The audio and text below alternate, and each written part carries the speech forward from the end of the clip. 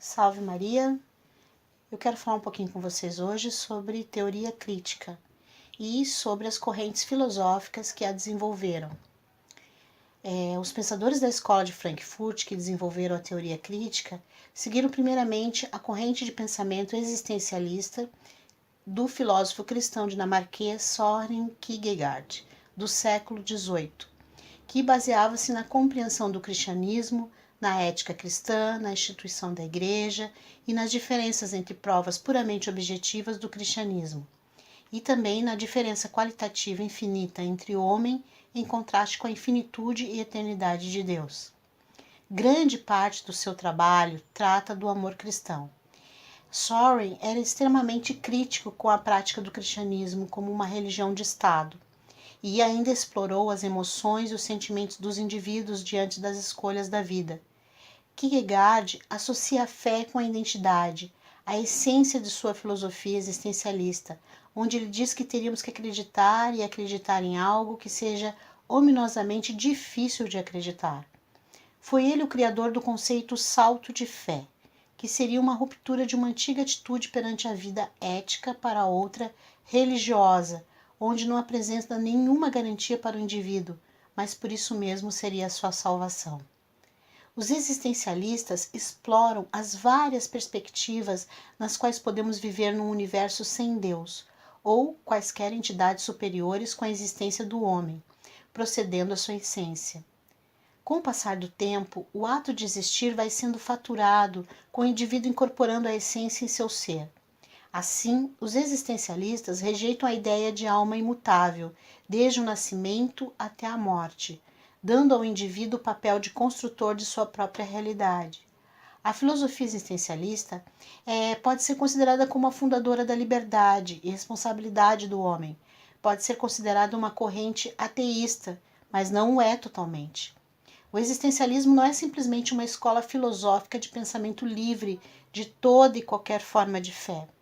O próprio Søren Kierkegaard era cristão devoto e praticante, mas que nutria críticas quanto ao sistema religioso luterano, que considerava doutrinário, burocratizado, afastado da religiosidade interior e também obstrutivo dos campos filosóficos. Apesar da maioria dos pensadores serem ateus, como Sartre, Camus e Nietzsche, Kierkegaard apresentava uma versão mais teológica do existencialismo cristão. Bem, e foi aí que os pensadores da teoria crítica, para se oporem a esse existencialismo cristão, eles foram configurando o existencialismo ateu. E após a publicação da obra O Ser e o Nada, de Jean-Paul Sartre, em 1943, o existencialismo ateu, que não reconhece a existência de Deus, passou a ser reconhecido no mundo. Mais tarde, Sartre fez uma alusão explícita a este termo em sua obra O Existencialismo é um Humanismo, de 1946. A partir de então, muitos autores passaram a seguir esta corrente de pensamento ateísta, como Albert Camus, em O Mito de Sísifo, Simone de Beauvoir e Friedrich Nietzsche, que inclusive dizia: a moral não tem importância e os valores morais não têm qualquer validade, só são úteis ou inúteis consoante a situação. Dizia também que a verdade não tem importância, verdades indubitáveis, objetivas e eternas não são reconhecíveis, a verdade é sempre subjetiva. Deus está morto, não existe qualquer instância superior eterna, o homem depende apenas de si mesmo. O eterno retorno do mesmo, a história não é finalista, não há progresso nem objetivo, ou ainda, se existem deuses, como poderia eu suportar não ser um deus? Palavras de Nietzsche, né?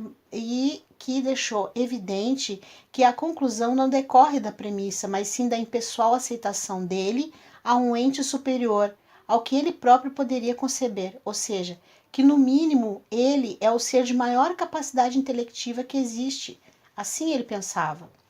Portanto, mesmo assim, isso não o caracteriza como niilista, ou seja, aquele indivíduo que tem um ponto de vista que considera que as crenças e os valores tradicionais são infundados e que não há qualquer sentido ou utilidade na existência.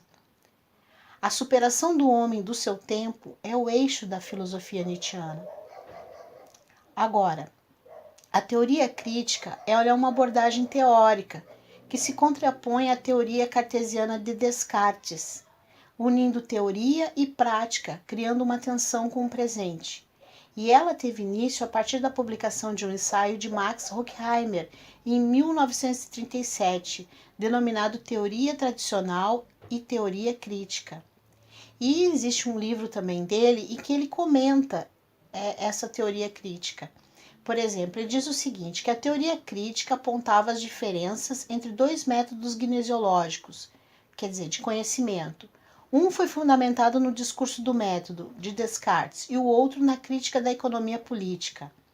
A teoria em sentido tradicional cartesiano, como a que se encontra em todas as ciências especializadas, organiza experiências à base de formulações de questões que surgem em conexão com a reprodução da vida dentro da sociedade atual. O sistema de disciplinas contém os conhecimentos de tal forma que sob circunstâncias dadas, são aplicáveis ao maior número possível de ocasiões. A origem social dos problemas, os contextos reais nas quais a ciência é empregada e os fins perseguidos em sua aplicação são por ela mesma consideradas exteriores. A teoria crítica da sociedade, ao contrário, tem como objetivo os homens como produtores de todas as suas formas históricas de vida. As situações afetivas nas quais a ciência se baseia não são para ela uma coisa dada, cujo único problema estaria na mera constatação e previsão segundo as leis da probabilidade. O que é dado não depende apenas da natureza, mas também do poder do homem sobre ele. Os objetos e a espécie de percepção, a formulação de questões e o sentido da resposta dão provas da atividade humana e do grau de seu poder. Isso está escrito em Max Horkheimer, Filosofia e Teoria Crítica, de 1968.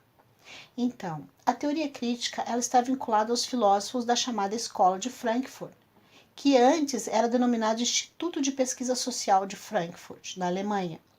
E um dos principais objetivos do Instituto era explicar como é que se dava a organização e a consciência dos trabalhadores industriais, principalmente entender a cultura como elemento de transformação da sociedade, estudando o método do marxismo, para estudar a formação das classes e da psicanálise para explicar a formação do indivíduo, enquanto elemento que compõe o corpo social. Esta postura tomou corpo e se fortaleceu por meio do desenvolvimento do nazismo e fascismo que ocorria na época porque estava em período da Segunda Guerra Mundial. Um dos principais questionamentos se dava no sentido de entender como o indivíduo se tornava insensível à dor do autoritarismo, negando sua própria condição de indivíduo ativo do corpo social. Entretanto, os filósofos da Escola de Frankfurt estudaram outras áreas abrangentes, como a comunicação social, o direito, a psicanálise, a psicologia, a filosofia, a antropologia e outras. Então, o Instituto ele era patrocinado por recursos judeus. E, mesmo sendo pesquisadores regidos pela linha marxista de análise, os filósofos Max Horkheimer e Theodor Adorno foram obrigados a deixar a Alemanha nazista, fugindo de Hitler, e foram então para os Estados Unidos e lá passaram a analisar a cultura de massas por meio das novas tecnologias de informação, principalmente o rádio. Os pensadores, então, passam a contestar esta cultura de massas, no sentido de que ela seria uma maneira disfarçada de indicar que ela parte das bases sociais e que, portanto, seria produzida pela própria massa. Ainda em 1940, os pensadores da Escola de Frankfurt propõem o conceito de indústria de massa em substituição da cultura de massa. Os pensadores da Escola de Frankfurt, então, eram esses: Max Horkheimer, Erich Fromm, Friedrich Pollock, Leo Lowenthal, Theodor Adorno, Walter Benjamin, Herbert Marcuse, Jürgen Habermas e Axel Honneth.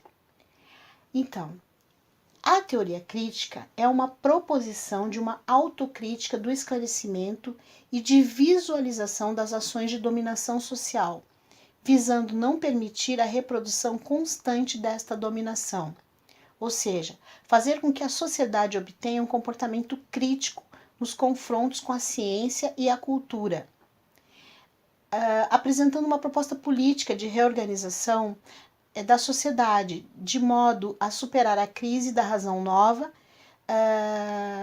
ou seja, a nova crítica do funcionalismo.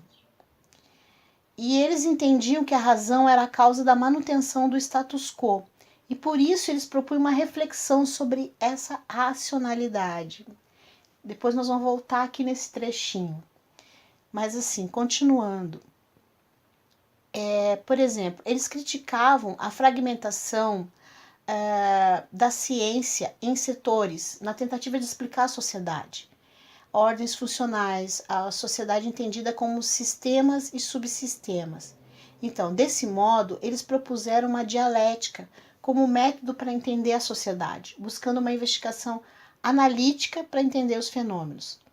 As disciplinas setoriais desviam a compreensão da sociedade como um todo, segundo eles, porque assim todos ficariam submetidos à razão instrumental, ou seja, ao status quo, e acabariam por desempenhar uma função de manutenção das normas sociais. Então, a dialética, segundo eles, faz com que nós possamos entender os fenômenos estruturais da sociedade, como a formação do capitalismo e da industrialização, fazendo uma crítica à economia política, buscando na divisão de classes os elementos para explicar a formação do contexto social, como o desemprego, terrorismo, militarismo e outros exemplos. Bem, então eles seguiram correntes de pensamentos para poder alcançar e desenvolver essa teoria crítica. A primeira corrente de pensamento refere-se ao próprio marxismo e, a partir dali, criou o marxismo ocidental. Bom, o que é marxismo ocidental? É um conjunto de uma análise produzida pelos teóricos da escola de Frankfurt, que eram críticos do marxismo oficial, ou seja, críticos da interpretação vigente na antiga União Soviética e dos países então socialistas do leste europeu, composto pelos marxistas ortodoxos, aqueles que seguiam Lenin. Então, o uso desse termo, marxismo ocidental, aparece em um ensaio denominado Estado Atual do Problema do Marxismo e Filosofia, que é mais conhecido como Anticrítica de Karl Korsch, no qual o autor delimita um grupo de partidários da Terceira Internacional Comunista, dentre os quais estaria Lukács e o próprio autor. O ensaio seria uma resposta às críticas que Korsch recebeu dos marxistas ortodoxos, tanto da vertente leninista quanto da vertente ocidental, ao seu ensaio Marxismo e Filosofia, publicado em 1923. Então, o marxismo ocidental inspirou pensadores como Gramsci, Benjamin, Horkheimer, Marcuse, Lefebvre, Adorno, Sartre e Althusser, entre outros. A análise marxista ortodoxa, geralmente vinculada ao marxismo-leninismo, tinha como eixo o conceito de modo de produção, que se constitui e atinge seu ápice, e logo após seria, então, quando atingisse o seu ápice, substituído por outro que atenderia às suas novas necessidades sociais e econômicas. Então, os marxistas ocidentais consideravam para isso outros elementos para essa substituição, como a cultura e a filosofia política, para identificar essas mudanças que a sociedade sofre através do tempo e comprovar que tais mudanças não se davam apenas por meio de substituição, de um modo de produção obsoleto, mas por fatores externos e diversos. Bom, sempre observando a evolução do comportamento social com base no homem, um ser dotado de razão que é capaz de transformar o meio que vive ao sofrer inúmeras influências e necessidades, então o princípio dessa teoria está no entendimento dos diversos níveis da sociedade e no homem como ser transformador. E foi este movimento marxista ocidental que deu origem à escola de Frankfurt. Então, na nossa próxima aula vamos falar então sobre existencialismo e estruturalismo, que são novamente vamos aprofundar, no existencialismo e para ver até onde a teoria crítica nos levou. Honra e força.